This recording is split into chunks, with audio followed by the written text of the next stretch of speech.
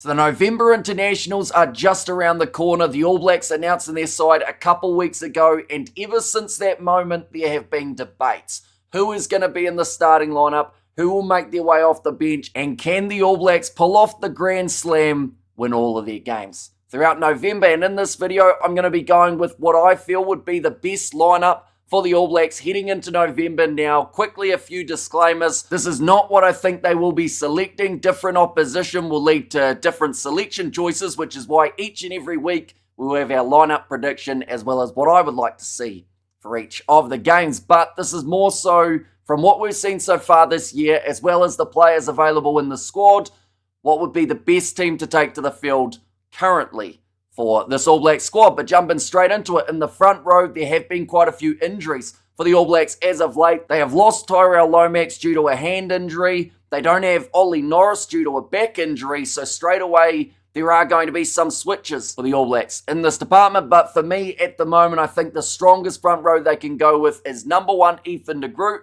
number 2, Cody Taylor, and number 3, Fletcher Null. So really, it's not a massive amount different from what we saw in the Rugby Championship. Fletcher Null would take that spot from Lomax rather than having Null making his way off of the bench. But I do think that Ethan de Groot has done enough to keep that starting spot. They've also got George Bower in the squad alongside Tamaiti Williams. Some might argue that Tamaiti could be in that starting side, have a bit more de Groot impact off of the bench instead. But I do feel with the fact that they've already used de Groot as a starter alongside Taylor, it makes perfect sense to leave those two.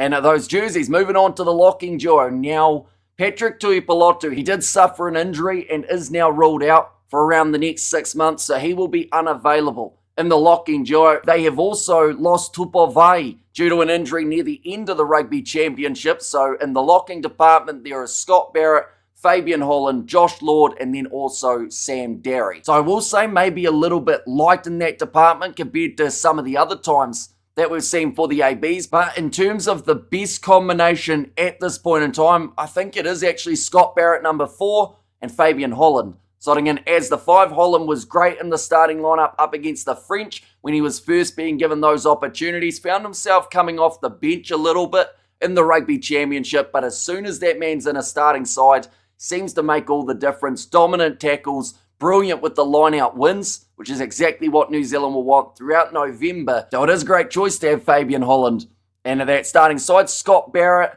yes, some people aren't the biggest fan of him. And I do feel like there is a difference between not being a fan of Scott Barrett, the player, and not being a fan of Scott Barrett, the captain. I know that a lot of people want to see Ardie Savia taking that captaincy from him, but Scott Barrett, that physicality, being in the 4-pack and just being a little bit of a presence. Don't get me wrong, he doesn't talk a lot when he's out there on the field, but he is one of those guys that will try and lead from the front, even if it is silently. And Scott Barrett and Holland, it's a combination that has actually worked for New Zealand throughout this year. Partnered with this front row, you got a pretty solid tight 5 up the front. For the ABs, moving on to the loose forward trio. Now, this trio is actually something we saw used briefly for New Zealand this year, and it is Simon Parker, number 6, Ardie Savia, number 7, and Wallace Satiti slotting in as the number 8. I do love the idea of Satiti off the bench in certain matches, but I also feel he's just too dangerous to not give him a starting spot consistently. Throughout November, he offers a lot when it comes to that physicality, breaking through tackles, causing disruptions, and it's kind of what you need in this case for the All Blacks. There was a while there where the loose forward trio was quite heavily criticised for not being as attacking as we've seen in the past, but with someone like a Wallace Satiti partnering with the veteran Savia, and then also you've got Simon Parker in the mix now too, I do feel that is a very strong trio for the All Blacks. Moving forward, there are actually a couple changes you could make. You know, Luke Jacobson's back in the side, so perhaps Razor would actually throw him somewhere in there. I like the idea of Peter Lakai playing as a number 8. In fact, I really enjoy the idea of Satiti and Lakai playing one game at 8 and the other making their way off the bench and then continuing to switch week in, week out, which is something that maybe they will consider doing. Throughout November, Simon Parker at 6. It's an interesting choice. They've got plenty of options in that department, as well as I guess you could theoretically still move a lock into that blindside flanker role like they did with Tupovai. But I think Parker's done enough to keep that spot. just for now. Moving on to the 9-10 combination, number 9, no debates here, Cam Roygaard, so I would be starting most of the time throughout November. Of course, they will want to be a little bit lenient, seeing as he's recently come back from that injury, but if Cam Roygaard can start up against Ireland and start up against England, that's going to be good news for New Zealand. We saw the absence of not having him up against South Africa in the comparison to the games up against Australia. He just seems to get that front foot going. They have also got Cortez Ratama and Finlay Christie in the squad, but I do see Ratama and Roygaard getting a majority of the minutes, with Finlay Christie more so just as a backup option. Perhaps you chuck him up against Scotland. Aside that, at certain points, he was actually rumoured to be going to for international rugby. But number 10, this is where I will be honest, I've left it blank because I couldn't decide. You've got Damian McKenzie, you've got Beauden Barrett, and you've got Ruben Love, who just really can't get any sort of significant minutes underneath Scott Robertson, and is that third choice first 5 for the Kiwis at the moment. Now, the reason I'm so undecided about Beauden Barrett or Damian McKenzie is because they both offer very different things. Beauden Barrett, you could argue, lately hasn't been in his best form. McKenzie, he's been having some real success making his way off the bench as an impact player, and that's where it gets so tricky, because do you switch it so that McKenzie's now your starting 10 alongside Cam Roygaard, or do you build upon that Beauden Barrett-Roygaard combo to see whether or not it can click like it did very briefly when we saw it the first time around? So that is where you guys are going to come into it. Do let me know, who would you start as 10? I think for the sake of McKenzie's late impact, and that's a time where the New Zealanders have struggled throughout this year, for that reason, I'm almost tempted to say Beauden starting with McKenzie making his way off of the bench. But I do know that it's certainly one that splits opinions, probably the most out of any position throughout this All Blacks side. But yeah, do let me know, who's your starting 10 throughout the November internationals. Moving on to the midfield, I know that this number 12 jersey has been quite heavily debated in recent times. I do think after that last game up against the Australians, they have a little bit of something to build upon here.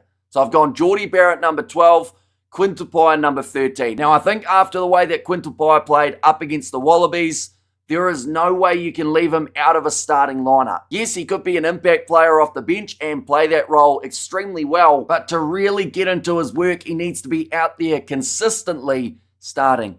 For the All Blacks, Billy Proctor in that number 13 jersey, he's had a couple good chances, but hasn't quite found his feet as of yet. Now, that doesn't mean that he won't, but I do think at the moment, based off form, you've got to give Quinn Tupaia that number 13 jersey. Jordie Barrett, he has done some great things throughout this year. He's been an impact player and a half in some very important moments, and it is very easy to blame him for when the backline isn't quite working, but I do think there are a lot more moving parts in there. But this Barrett and Tupaia combo, last time we saw it, it did go all right, so I'll give it another crack throughout November as well. Moving on to the back three, number 11. This is where I would put Caleb Clark back into the side. He has been very unfortunate with the amount of injuries that he's suffered. He did score himself a try in his first All Blacks game of the year. Unfortunately, not too long after, did suffer the injury. One big bonus that the New Zealanders have got, though, is Leroy Carter has found some brilliant form ever since debuting for the Kiwis. He is my number 14 throughout the November internationals. To be fair, from watching him in the sevens, watching what he does for Bay of Plenty, he was always, if given the opportunity, going to be very similar to someone like a Wallace Satiti.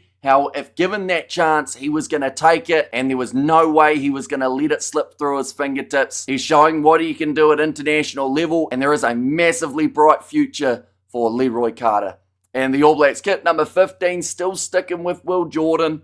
There are times where throughout November we may see him move to the right wing, although they've got a little bit of cover in that department. They've now got Lester Whaiananuku, who I do think some people probably would put on their left wing rather than Caleb Clark, although I have still got Lester somewhere on this side, but instead making his way off the bench. But they have also got Sevu Reece. He was a little bit of an interesting selection for a lot of people, but he does cover both wings. So hopefully with that wing cover, it means that Will Jordan can stay as the 15 rather than chopping and changing like he normally would. But moving on to the reserves, this is where I have got Samisoni Taukei'aho as my number 16. Now, George Bell's been in some great form throughout the Bunnings NPC for Canterbury. Hopefully he does get some sort of minutes throughout the November internationals, and I do feel like he will. Maybe not up against the Irish or the English, but in those games up against Scotland and Wales, I think there's a pretty good chance that we see Bell get that opportunity. Number 17, Tamaiti Williams, and then number 18, Basilio Tossi. Now, Tossi has not had a massive amount of chances, and in some regards, that is kind of surprising, seeing as Lomax has suffered quite a few injuries, as well as Fletcher Null. He's dealt with a couple of his own, yet we only really see Basilio Tossi coming off the bench.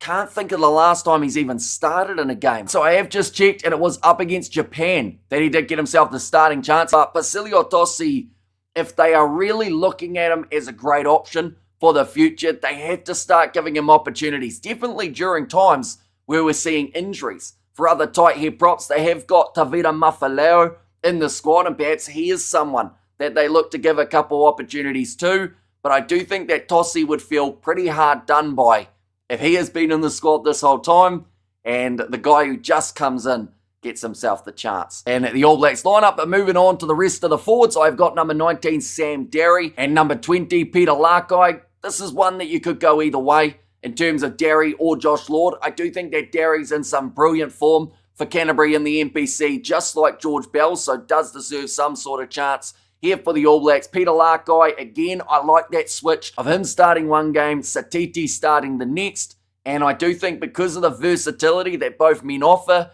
makes them the perfect option for that number 20 jersey. Moving on to the backs, number 21, Cortez Ratama. Like I said, he's more so the future than Finlay Christie. Number 22, it's still blank because, of course, we were going to have that debate about the first fives. And then number 23, this is where I would go with Leicester Fainanuku. Great to see him back into the All Blacks side. Did get that one opportunity in the last match up against Australia. Did pretty solidly out on that wings. And now that he is back in the mix, I'm sure he's going to be one to keep an eye on. The fact that he can play out on the wing as well as playing in the centres actually makes him the perfect option to make his way off the bench, which is why I've gone with Clark in the starting lineup, Fainanuku off of that reserves bench, because it does give you just so much more versatility. In the 22 jersey, if you have McKenzie or Ruben Love, you'd actually cover 10 and also 15. So just in those two players, you'd have the whole back line covered with the exception of the halfback. But that is my All Blacks lineup, ladies and gents, that I would love to see throughout November. Like I said, this is not what they will be selecting.